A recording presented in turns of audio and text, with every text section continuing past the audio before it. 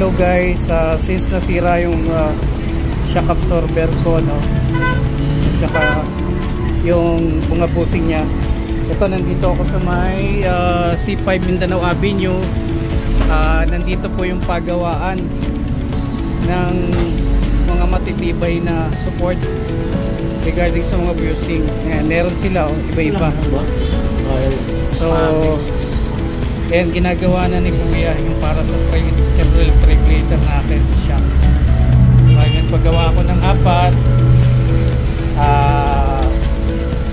Binigyan ako ni Kuya ng discount sa 4 na pinapagawa ko. Hindi ko na sasabihin yung price, kayo na lang tumawag kung papagawa kayo nito. Dito lang sila sa C5 along Mindanao Avenue. Ayan po ang kanilang store.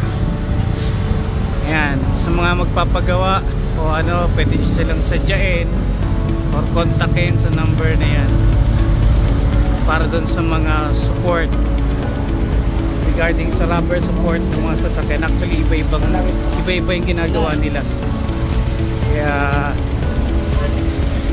iba-iba yung ginagawa nila. So 4 na kailangan kong gawin, magawa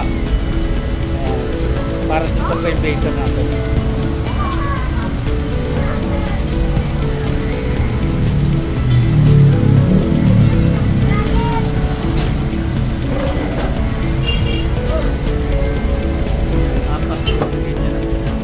Ayan Kuya, saan nga pala kinukuha yung para sa mga support? Ano na?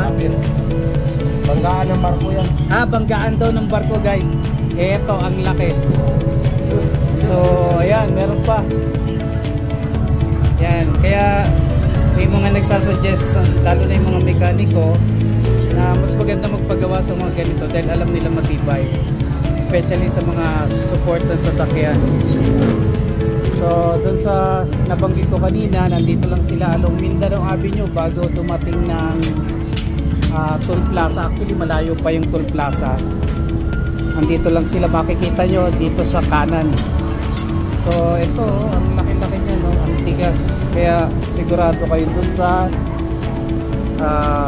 magagawa nilang support.